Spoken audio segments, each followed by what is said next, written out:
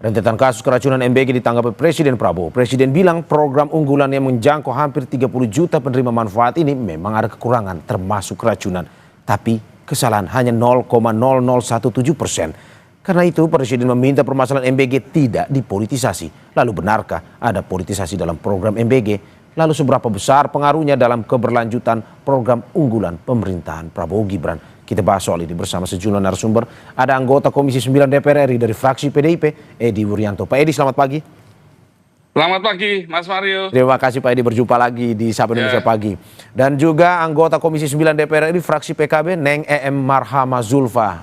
Bu Neng, selamat pagi.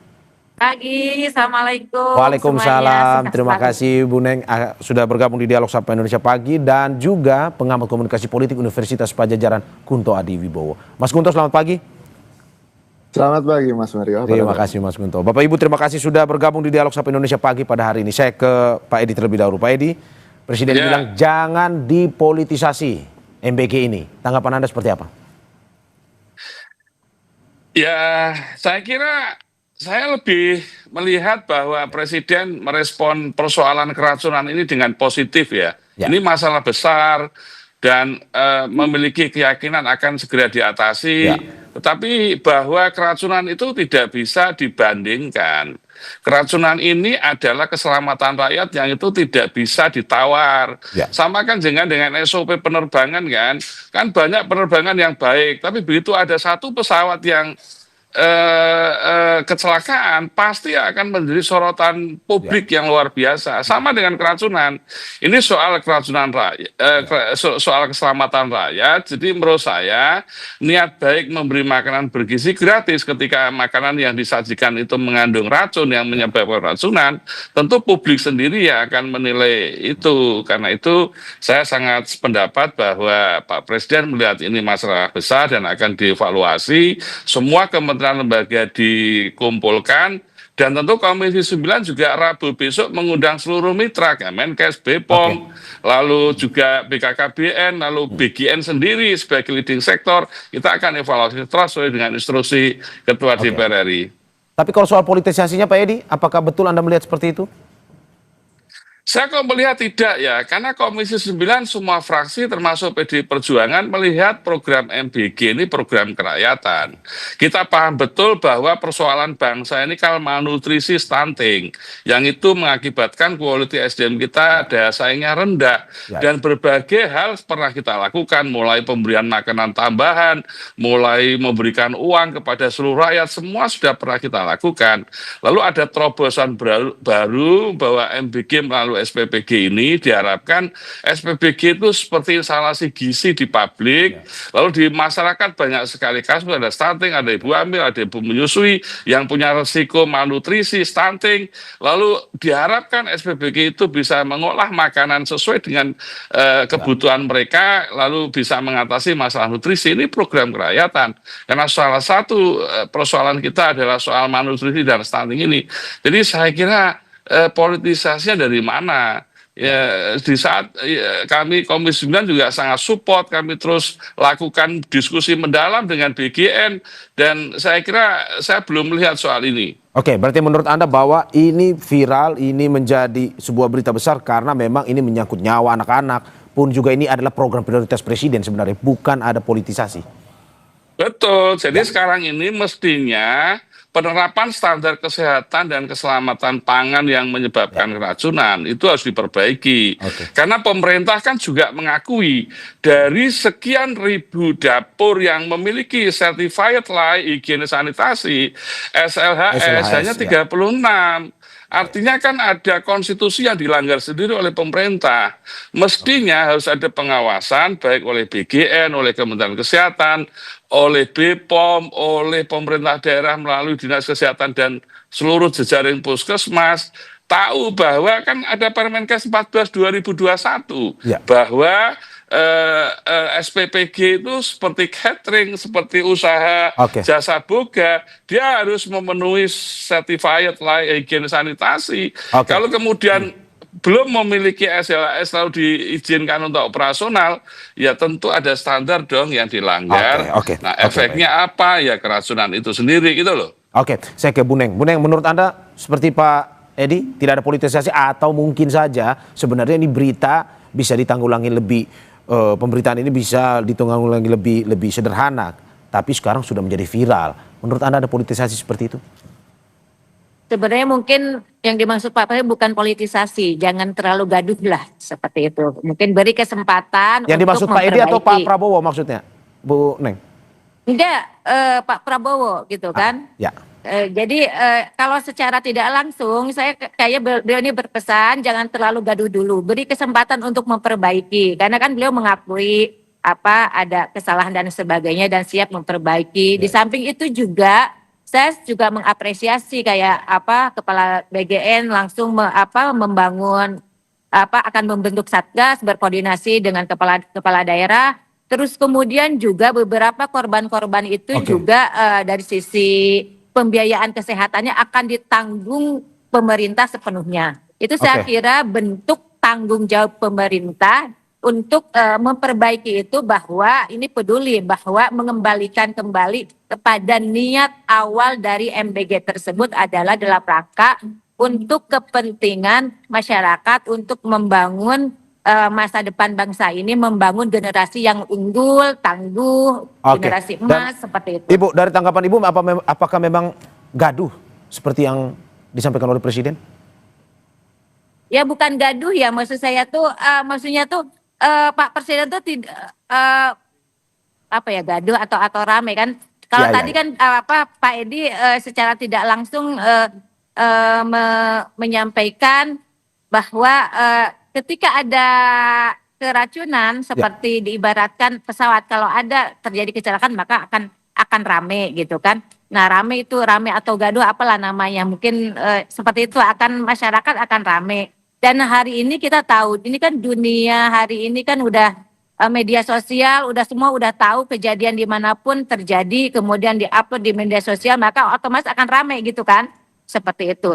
Nah artinya menurut saya beliau ini bahwa minta kesempatan untuk memperbaiki untuk mengembalikan kepada maksud niat awal dari program MBG ini itu ada Ya. dalam rangka untuk menangani stunting, untuk memperbaiki generasi masa yang akan datang. Di samping itu kan sebenarnya memang program MBG ini sangat bagus ya, tidak Ya. hanya sekedar menangani stunting dan lain sebagainya, tetapi juga ada pertumbuhan ekonomi Ya. di lokal-lokal titik-titik lokal di mana SPPG dibangun. Karena ketika APBN disebar gitu kan, dan ini sebarnya di seluruh negeri gitu kan di Ya, ya. Indonesia gitu kan, dan yang mendapatkan manfaat dan pelaku sosiopreneur bisnis itu akan membangun juga di situ ekosistem ekonomi. Ada transaksi, Ya, kemudian oke. otomatis ada pertumbuhan ekonomi juga dan Oke. itu bagus gitu loh dari sisi itu. Oke, tapi Bu Neng, ini kan permasalahan nyawa sebenarnya, sehingga mungkin saja pemberitaan ataupun terkait dengan kejadian ini ya lumayan lebih viral ataupun lebih besar terkait dengan pemberitaan soal anak-anak yang keracunan ini kan, Bu? Ya kalau soal nyawa itu memang nggak bisa ditolerir Pak ya. Ya, ya. Kita pasti saya yang DPR, Pak Edi semuanya ya. Baik juga apalagi pemerintah yang meluncurkan program ini termasuk apalagi orang tua, Oke. siswa, guru semua tidak Oke, ingin oke. ada nyawa yang melayang. Makanya ketika ada kejadian keracunan itu juga sebenarnya Oke. pasti tidak diinginkan oleh semua pihak. oke. Maka kemudian langsung memperbaiki dengan berbagai instrumen-instrumen yang Instrumen tadi yang ada ya. dikatakan. Oke, saya ke Pak Edi kembali, Pak Edi, bahwa ya jangan gaduh dulu sebentar, tunggu dulu biar pemerintah menyelesaikannya. Menurut Anda seperti itu? Ya, saya kira ini pemerintah harus kerja keras ya, karena 82 juta penerima manfaat MBG dalam waktu 1 tahun yang melibatkan 30.000 SPPG, ini bukan persoalan mudah. Di negara lain saja butuh waktu puluhan tahun itu. Maka 1 tahun ini menjadi target yang menurut saya besar dan Oke. kalau targetnya besar, effortnya harus besar. Maka kalau ingin mencegah keracunan, maka penerapan standar kesehatan dan keselamatan pangan itu sesuatu yang mutlak, tidak bisa ditawar. Oke. Dan konstitusi kita sudah mengatur itu bahwa setiap SPPG harus memenuhi dulu SLHS, sertifikat layak higienis sanitasi, lalu ada sertifikat penjamah makanan bagi seluruh pekerja yang ada di dapur, dan itu sudah diatur yang mengandung tanggung jawab publik dan tanggung jawab etik. Jadi menurut saya ini yang harus dilakukan. Kan Presiden sudah perintahkan 1 bulan harus selesai,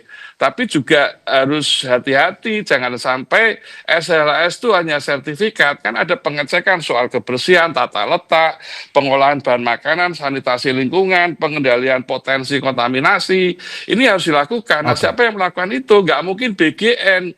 Maka betul tadi pemerintah daerah melalui satgasnya, dia menggerakkan dinas kesehatannya, puskesmasnya, SDM untuk turun ke dapur, ngecek semua kesiapan dapur, sehingga semua proses makanan itu berjalan dengan baik. Saya meyakini itu bisa sehat itu makanannya. Kan sekarang yang membangun yayasan dengan kemampuan yang ada yang kemampuan baik, ada yang kemampuan seadanya, ada yang dapur dibangun dengan baik, ada yang dapur dengan seadanya lalu diberikan izin operasional. Kalau ini kita biarkan, keracunan akan semakin banyak. Nanti kalau sudah ada korban nyawa, baru tambah gaduh lagi, dan itu mengancam policy Presiden. Kita semua sayang dengan program ini, tapi menurut saya pemerintah harus serius juga di dalam mengelola policy ini. Saya ke Mas Gunto. Mas Gunto, menarik bahwa apa yang dikatakan oleh Presiden ketika pulang di Halim, jangan dipolitisasi. Menurut Anda apakah ini ada hubungannya dengan program prioritas Presiden sebenarnya? Kalau ini mengganggu program prioritas Presiden, ini pun mengganggu juga elektabilitasnya dalam hubungan politis ataupun kondisi politisnya.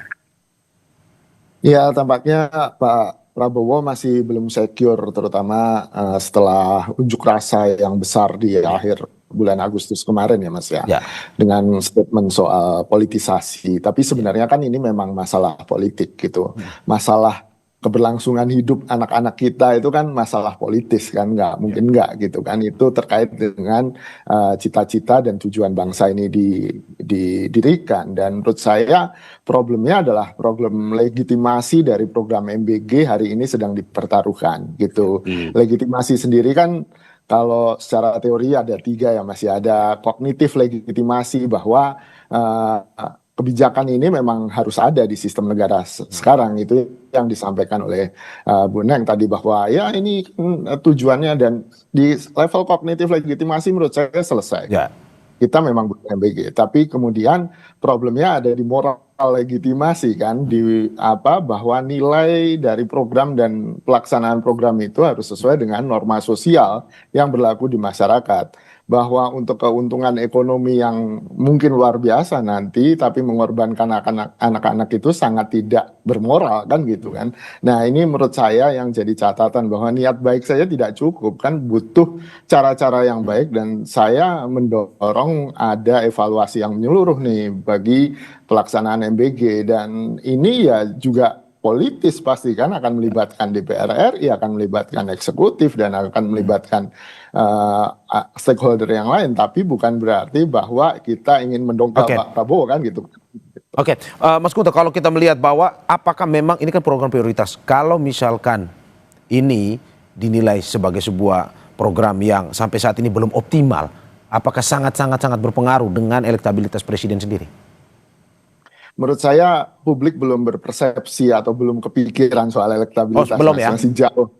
Iya, ini kan masih tahun 2025, masih 4 tahun lagi ada pemilu, dan menurut saya tapi kalau MBG ini dibiarkan terus-menerus berlarut-larut masalahnya, ya tentu saja di tahun 2029 akan memetik buahnya kan gitu aja kan Mas. Jadi kalau menurut saya justru peluang ini dengan dorongan publik yang kuat, bahkan ibu-ibu kan sudah demonstrasi kemarin di Jogja dengan mukul panci dan segala macam gitu. Itu sebuah peringatan dan sebuah momentum yang harus dimanfaatkan oleh pemerintah untuk kemudian ya ambil 1 langkah ke belakang untuk lari 1000 langkah ke depan, kalau menurut saya gitu.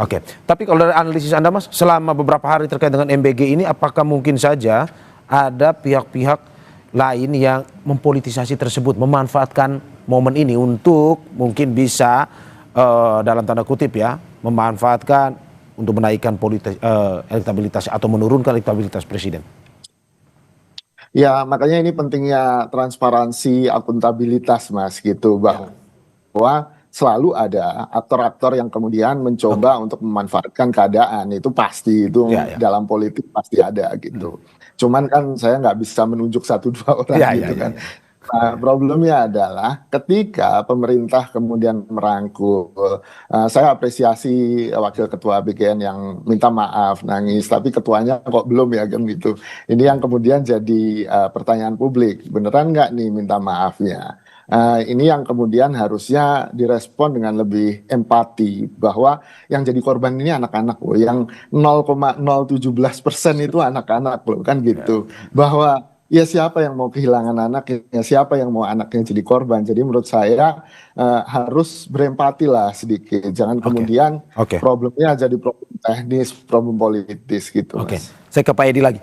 Pak Edi, bagaimana Anda melihat bahwa dari analisis Mas Kunto ada nih pihak-pihak yang mungkin saja memanfaatkan ini dari segi politisasi untuk ya mengganggu lah elektabilitas presiden? Ya, saya kira pendapat Pak Kunto tadi benar ya, bahwa ini persoalannya karena semua nggak mungkin kan soal kesehatan ini bisa ditawar kan. Semua mengalami kecemasan, baik orang tua, baik guru. Ya tentu semakin kejadian keracunan itu semakin tinggi, semakin meningkat, itu pasti akan menimbulkan respon publik yang besar. Itu tanpa didorong pun mereka akan secara natural akan melakukan itu. Karena itu tentu kami tidak ingin Komisi 9 yang diberi tugas untuk mengawal program ini. Sehingga menurut saya sekarang ini BGN kan leading sektornya yang harus kerja keras, dan ini nggak bisa sendiri. Karena pemerintah daerah yang memang memiliki infrastruktur dan resources yang harus bekerja keras juga. Jangan sampai kelemahan-kelemahan BGN yang selama ini polanya itu sentralistik, lalu dianggap pemerintah daerah tidak aware, tidak menyadari, maka tentu ini akan membahayakan. Karena itu saat ini yang harus dikuatkan adalah bagaimana pemerintah itu mendampingi terus teknisnya secara intensif, para pihak mitra yayasan, para masyarakat yang ingin mendukung program Pak Presiden ini secara pengetahuan, keterampilan mereka harus didampingi sehingga secara umum SPBG ini berjalan sesuai dengan koridor kesehatan dan keselamatan pangan.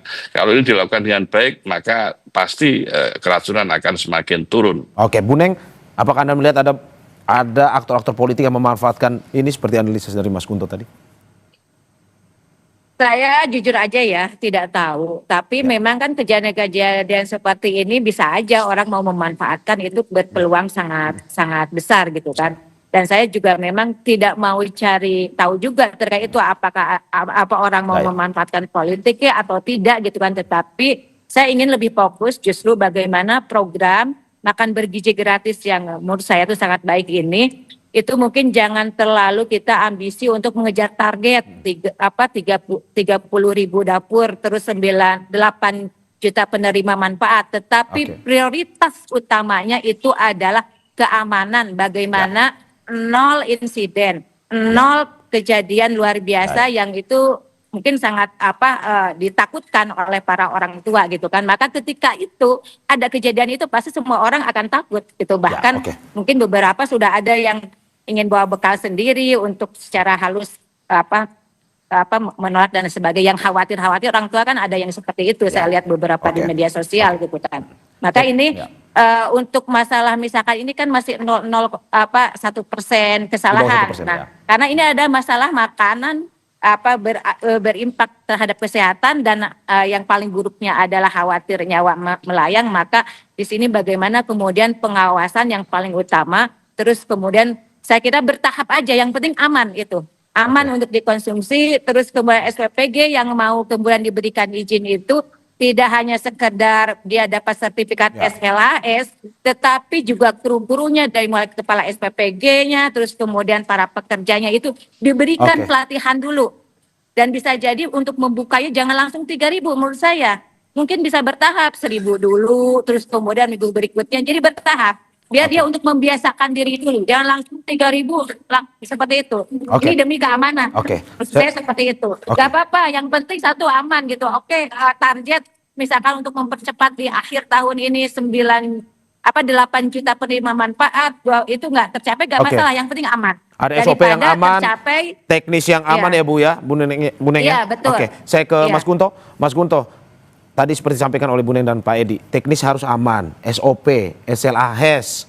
Tetapi kalau dari segi politiknya, apa yang harus dibenahi oleh Presiden untuk mengoptimalkan MBG? Saya kembali ke Mas Kunto. Mas Kunto, ada beberapa hal yang disampaikan tadi. Perbaikan teknis, SOP, SLAHS, pun juga bagaimana kondisi di dalam SPPG sendiri yang betul-betul harus sesuai dengan aturan. Tapi itu pembenahan dari sisi teknisnya. Pembenahan dari sisi politisnya seperti apa, Mas? Ya, kalau menurut saya yang teknis nggak bisa dilepaskan dari yang politis, Mas. Ya. Bahwa butuh kajian dan keahlian teknokratik ini untuk mengawal dan selalu memperbaiki program raksasa seperti MBG ini gitu Ya. kan. Ini kan skupnya luar biasa. Jadi memang butuh keahlian teknokratis yang selama ini kita nggak melihatnya di MBG sayangnya gitu. Dan ini perlu dijamin oleh secara politis kan, bahwa mungkin orang-orang atau ya kajian-kajian yang memang penting buat keberlangsungan MBG. Terus nomor 2 mungkin ya mendorong partisipasi masyarakat. Ya. Ini untuk mengawal, mengontrol, bahkan ikut serta dalam teknis distribusi Ya. MBG yang memang sangat menantang kan secara logistik gitu kan. Ya. Bisa dibentuk kerelawanan, ibu-ibu yang memang concern dengan keselamatan anaknya bisa dirangkul, bisa diajak partisipasi, jadi relawan. Itu secara politis akan sangat menguntungkan, Mas, gitu. Dan yang ketiga menurut saya ya berhentilah gitu menyerang pengkritik gitu kan. Ibu-ibu ini emang concern, saya juga concern dengan keselamatan anak gitu kan. Jangan bilang kemudian ada sabotase lah di MBG atau ada politisasi yang menurut saya ini akan justru berbalik gitu. Justru menolak partisipasi warga, menolak concern warga, dan akhirnya warga cuma bisa marah-marah dong, Mas, gitu. Itu intel negara itu banyak, Mas. Jadi kalau untuk nyari identifikasi siapa yang sabotase harusnya lebih gampang kan gitu. Daripada mengaduk-ngaduk opini publik yang secara politis akan merugikan. Oke, saya ke Pak Edi. Pak Edi, ini berbicara soal keselamatan anak, Presiden juga memberi pernyataan bahwa hingga saat ini jumlah kesalahan dari MBG itu 0,0017% atau di bawah 1% lah. Menurut Anda apakah ada yang salah sebenarnya dari pernyataan Presiden ini menanggapi sesuatu yang berhubungan dengan keselamatan anak-anak kita? Ya, Pak Presiden kan ingin program ini berjalan dengan baik, kan itu saja itu saya tangkap. Maka saya sependapat dengan Mas Kunto tadi, mekanisme kontrol silang pelaksanaan MBG ini harus dilakukan dengan baik. Karena paling banyak perannya dalam kontrol silang itu adalah 1 Menteri Kesehatan, 2 BPOM, 3 pemerintah daerah dengan dinas kesehatan. Maka izinkan pemerintah daerah dengan dinas kesehatan, puskesmas itu melakukan audit secara berkala terhadap SPPG. Yang kedua, inspeksi mendadak harus dilakukan. Lalu pengujian sampel makanan. Nah, ini penting lah, partisipasi publik harus dong, karena ini menyangkut keselamatan orang banyak. Bisa sekolah diajak, bisa komite sekolah, bisa kader-kader kesehatan, bisa ibu-ibu yang memang concern terhadap hal ini.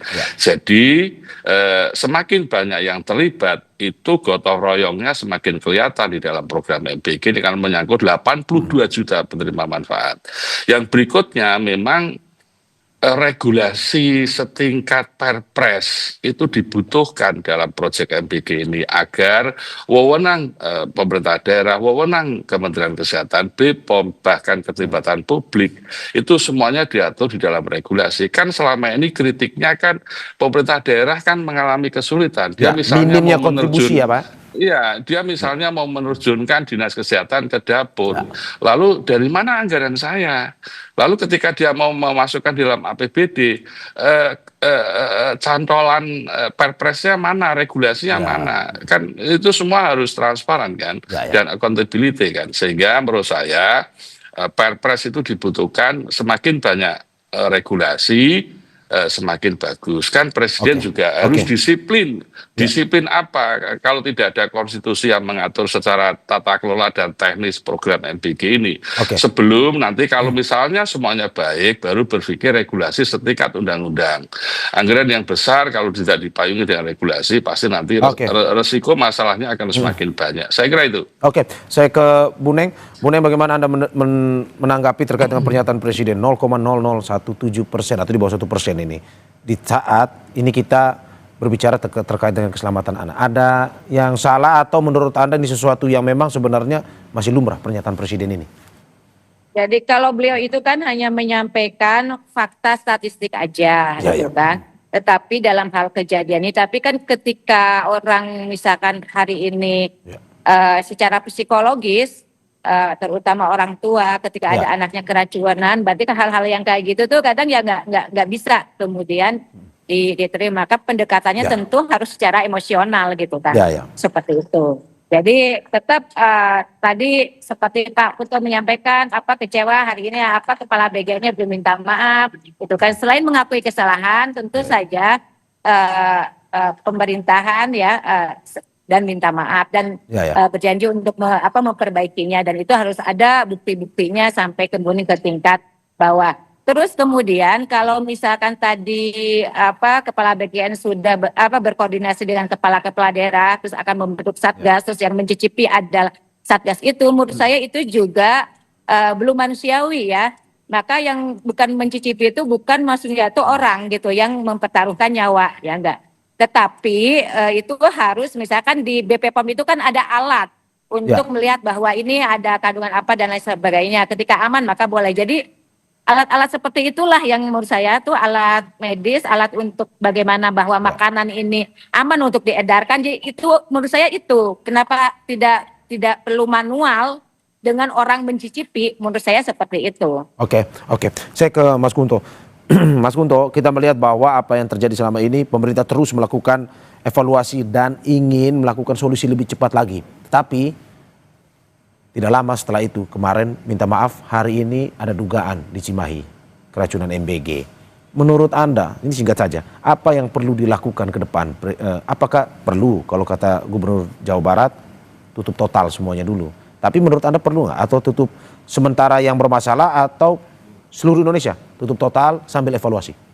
Mas Kunto. Ya Mas, kalau menurut saya begini, ini kan jumlahnya sudah semakin banyak. Itu saya juga mau jawab pertanyaan Mas Mario yang tadi saya nggak ditanya kan soal 0,001. Ya, itu begitu saya dengar itu di kepala saya langsung emang butuh berapa korban lagi untuk bisa jadi serius ya kan gitu. Itu yang pertanyaan saya, dan jujur apakah perlu ada korban jiwa, dan kita kan nggak ingin kan ada itu gitu. Jadi menurut saya ya menjawab pertanyaan yang kedua, ini ya menurut saya harus dihentikan gitu. Dihentikan dulu lah, ya mundur satu langkah dalam taktik, dalam strategi kan ada yang namanya mundur satu langkah kemudian dievaluasi semua untuk menjamin keselamatan. Hentikan semua seluruh Indonesia maksudnya. Kalau saya sih berpikir begitu, tapi kalau misalnya ada jalan tengah diidentifikasi, nah ini tadi kan pentingnya pengawasan, kan kita jadi tahu dapur mana yang bermasalah kan gitu kan Mas. Ini kan kita gelap sama sekali, dapur mana yang bermasalah, itu pengelolanya siapa, yang punya EAS mana, nggak ada transparansi di publik, sehingga ya kita khawatir semua kan gitu. Ini yang membuat menurut saya transparansi, lalu kemudian ada langkah-langkah yang drastis dan evaluatif yang menyeluruh itu jadi penting hari ini. Terima kasih atas apa yang disampaikan Bapak Ibu. Semoga ini bisa menjadi evaluasi penting bagi pemerintah terkait dengan pelaksanaan MBG, terutama untuk keselamatan anak-anak kita, sehingga ya program yang baik ini bisa dirasakan lebih optimal oleh masyarakat kita. Terima kasih sekali lagi anggota Komisi 9 DPR RI dari fraksi PDIP Edi Wuryanto, ada Neng Marjama Zulfa anggota Komisi 9 DPR RI fraksi PKB, dan juga pengamat komunikasi politik Universitas Padjadjaran Kunto Adiwibowo. Bapak Ibu terima kasih, sehat-sehat selalu. Sehat Pak Mario. Sehat, selamat beraktivitas. Sehat-sehat Pak Edi.